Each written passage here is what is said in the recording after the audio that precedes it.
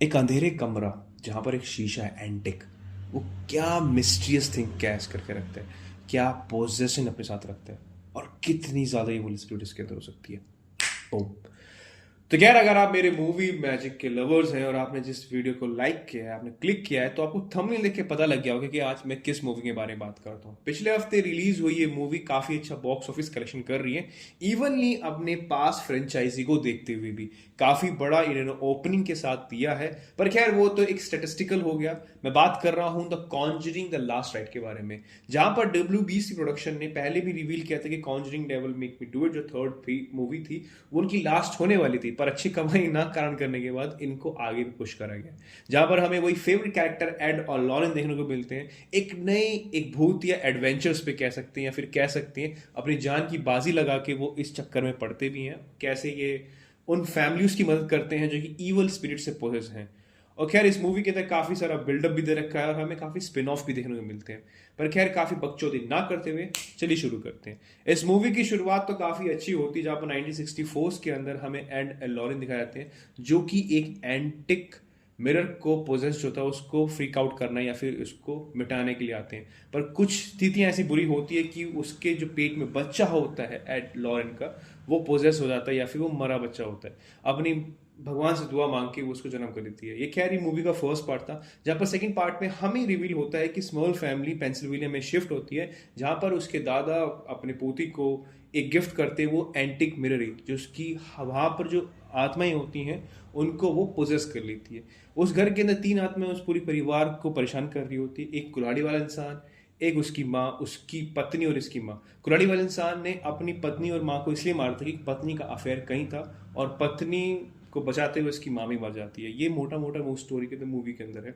Last में हमें काफी टेंशन बिल्डअप देखने को मिलता है, क्या होता है क्या नहीं हो सकता है, इस मूवी में बहुत बखूबी तौर से दिखाया गया है। Now we talk about the positive and negative. इस मूवी का सबसे बड़ा पॉजिटिव पॉइंट है इसका हॉरर, सस्पेंस और थ्रिल, जहां पर हमें ये पता है कि जो चीजें बिल्डअप करी गई है, इवन ये काफी सारी सीन्स थे।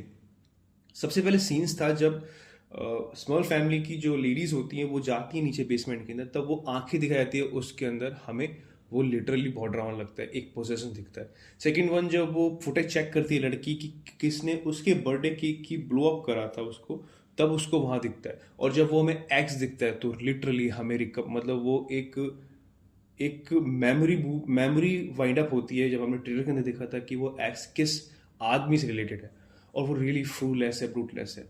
सेकंड पॉइंट जो मुझे लगा है, जो कि मेन विलन हमें दिखाया तो ऐसे गया ही नहीं है, पर जिस तरह से काफी सारे विलन्स थे उसमें सबसे जो अट्रैक्टिव लगा है, जिसका काम मुझे बहुत ही पसंद आया है, वो है कुल्हाड़ी वाला इंसान। उसके अंदर ब्रुटैलिटी है और वो पूरे पेस में जा रहा है, और जब वो पूरे पेस में था तो कुछ ना कुछ तोड़ता है और वो हमें इम्पैक्ट महसूस होता भी है।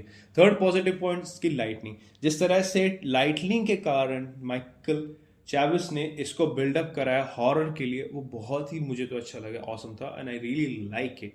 नेगेटिव पॉइंट की बात करें तो भैया, इस मूवी के अंदर हमें कोई स्पेसिफिक घोस्ट नहीं दिखाया जाता है। एजम्पशन हमें खुद लगानी पड़ती है, जहां पर स्मॉल फैमिली की मदद करने के लिए उनकी जो कि जोड़ी है उसकी बेटी भी आती है, वहां पर वो बाइक की पोजेस हो जाती है एनाबेला डॉल से। तो हमें मोटा मोटा ही दिखाया गया कि वो चीज़ें चलती आ रही हैं जो एनाबेला फर्स्ट के अंदर थी, कॉन्जरिंग सेकंड के अंदर भी चलती चलती आ रही थी, कि एनाबेला ही आई थिंक पोजेशन हो सकती है जो उसमें डेविल था। पर क्या इस मूवी में ये कभी रिवील करा ही नहीं गया। वी एक्सपेक्टेड करते उस बारे में। इस मूवी का अगर मैं कंपैरिजन करूं फर्स्ट सेकंड के हिसाब से, तो वो बेंचमार्क सेट हो गया है, तो इतनी अच्छी नहीं है, बट हाँ काफी एक्साइटमेंट भी है। क्योंकि फर्स्ट सेकंड पार्ट के अंदर जहां हमने देखा था कि सेकंड पार्ट में मोस्टली हमने यही देखा था कि इस सेकंड पार्ट के अंदर एक बुड्ढा है जो कि पोसेस हो चुका है, और वो पूरी फैमिली को परेशान करता है, जो कि खुद ही मजबूरी में था, नन के चक्कर में। नन ने उस आत्मा को ट्रैप कर रखा था, जिस ट्रैपिंग से वो उस पूरी परिवार को परेशान करती थी।